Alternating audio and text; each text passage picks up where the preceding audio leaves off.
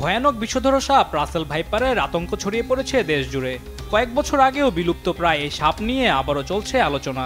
এরই মধ্যে ফরিদপুরে ঘোষণা আসে, ভয়াবহ এই সাপ মারতে পারলেই মিলবে 50,000 টাকা পুরস্কার। ঘোষণা দেন স্বয়ং জেলা আওয়ামী লীগের সাধারণ সম্পাদক শাহ মোহাম্মদ ইশতিয়াক আরিফ। মুহূর্তেই এই ঘোষণা ছড়িয়ে পড়ে ফেসবুক সহ অন্যান্য সামাজিক যোগাযোগ মাধ্যমে। রাসেল ভাইপার সাপ ফরিদপুরে আমাদের এই কোতোয়ালিতে যদি কেউ মারতে পারে, একটা সাপ মারলে তার জন্য 50,000 টাকা পুরস্কার দেওয়া হবে। তবে এই ঘোষণাটি অস্বীকার করেন আরিফ।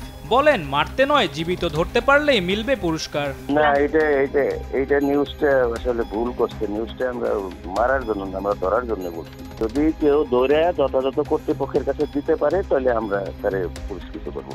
এমনকি জীবিত সাপ ধরতে গিয়ে কারো মৃত্যু হলেও দায়ভার নেবেন না তিনি।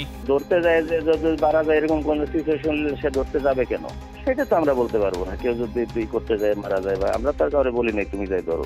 যদিও সামাজিক যোগাযোগ মাধ্যমে ছড়িয়ে পড়া ভিডিওতে দেখা যায় তিনি স্পষ্টভাবে সাপ মারার কথাই বলছেন। একটা সাপ মারলে তার জন্য 50,000 টাকা পুরস্কার দেওয়া হবে।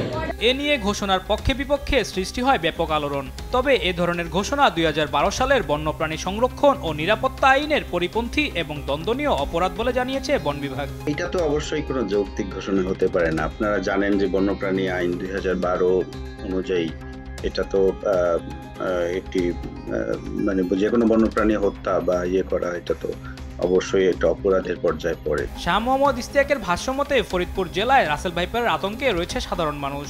কৃষিকাজও ঠিকমতো করতে পারছেন না বলে নিজ উদ্যোগে এই ঘোষণা দেন তিনি।